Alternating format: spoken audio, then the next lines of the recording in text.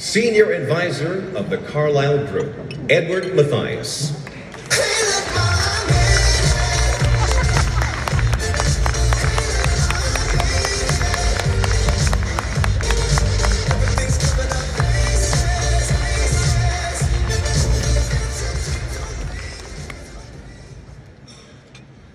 Good, thank you very much.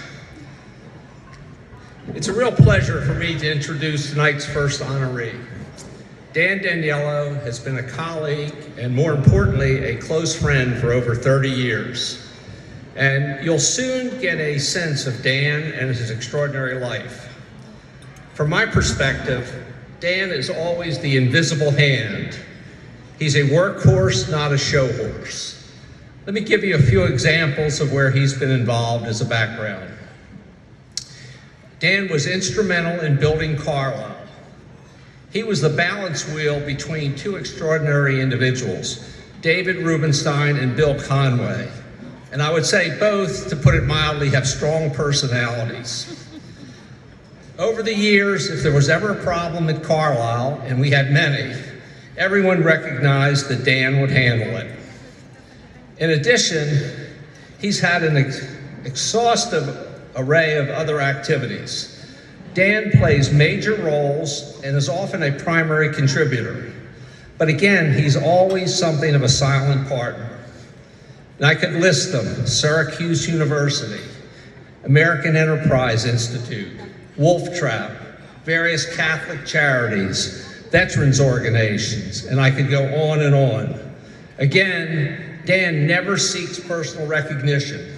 Tonight, we make up for that as he receives an honor that he truly deserves. Now, many of you longtime Washingtonians will remember Warner Wolf. So I'm going to borrow a phrase from him and say, let's go to the video.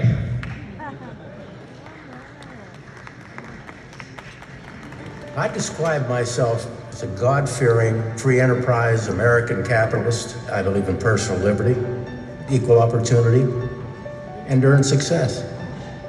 I learned responsibilities at a very early age by virtue of my circumstance. My mother worked 4 jobs, 7 days a week for 25 years. So whatever we earned, we worked hard to earn. And that lesson sort of stayed with me sort of the rest of my life. Early on, I used to enjoy, quote, closing the deal, sort of the give and take of negotiations and exercising your skills against another very talented person. But more and more into the years of my firm, I found it much more enriching to deal with the young people, the youth, the intelligence that they have. Developing these people as they come in from college and graduate school and such has been really a gift that I've become much more involved with in my later years of my career. Visionaries to me are ones that break through the rules, that ones that look off the sides of the paper and look at situations at a different angle through a different prism. I would have never thought that I would become a laureate. And in looking at the people that have become laureates, I'm pretty humbled about it. And a lot of people put in hard work for many, many years and don't get recognized. They too, in my mind, are laureates. They just haven't had the luck to be picked by a wonderful organization like JA. My last words of inspiration, if you want to call them that, is never lose track of your dream. Keep your head down, be humble, tell people you care, and work toward your goals.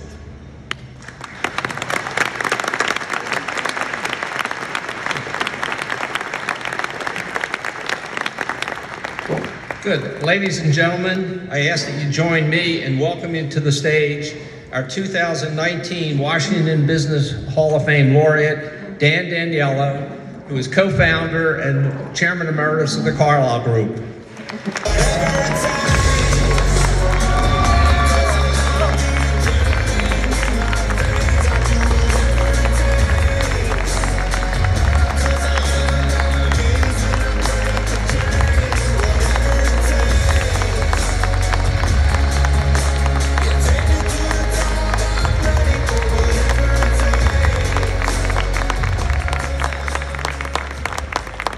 very much.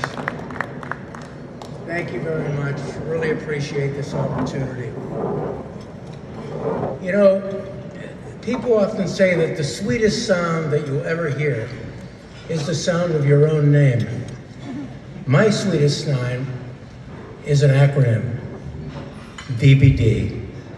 David, Bill, and Dan, as we're known inside Carlyle. Over the years, David Rubenstein has been the chief strategist and marketer. Bill Conway, the chief investment officer, and me, well, I guess I was chief of everything else. And of course, I didn't realize that there was an award for that. I mean, I'm just as amazed. But the one thing I know for sure, and that is that when it comes to DBD's partnership, the whole is greater than the sum of the parts. I'm here primarily because of the invincibility and the fidelity of a partnership that has lasted 32 plus years and counting. You know, thinking back on my decision at age 40 to leave a promising corporate career and to join a startup was motivated by two factors. One, the confidence I had in my finance skills and that they would be transferable. And second was the sense that it was a rare opportunity that would never come around too often again. And during my corporate years, I was lucky to work on some landmark projects. 2 Pan-American TWA merger studies, too bad. Stolichnaya vodka for concentrate barter deal at PepsiCo, and multi-billion-dollar hotel syndications and M&A transactions at Marriott. I had the skills, but was I prepared to be self-directed with leadership instincts? And this is where the wisdom and guidance of mentors come in. Mentors who probably, for me, had more confidence in me than I had in myself. And here are a few of them. My mom.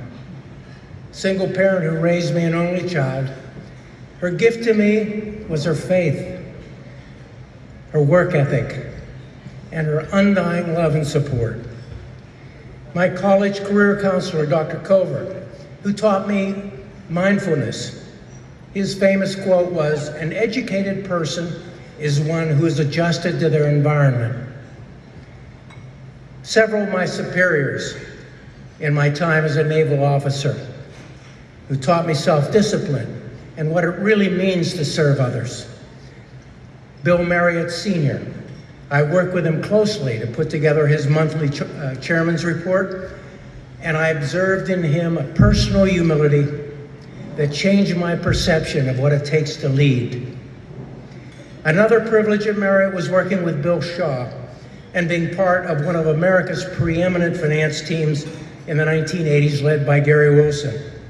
I learned more about finance at Marriott than I did even at Harvard Business School.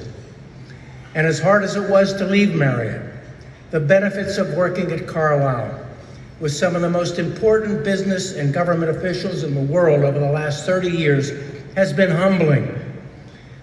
People like President George H.W. Bush, James Baker, Frank Carlucci, Lou Gerstner, Dan Akerson, just to name a few. These people were, in a real sense, mentors to Carlyle. Mentors to Carlyle, and by extension, mentors to me. And by the way, we can all be mentors to causes and people we support.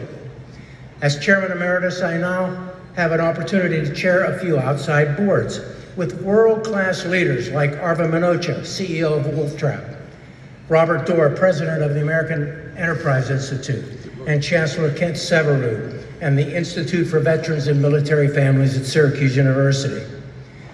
From my experience, mentors are some of the most important people and most valuable people in our lives. They are the accelerators of success, and that is exactly what JA is all about.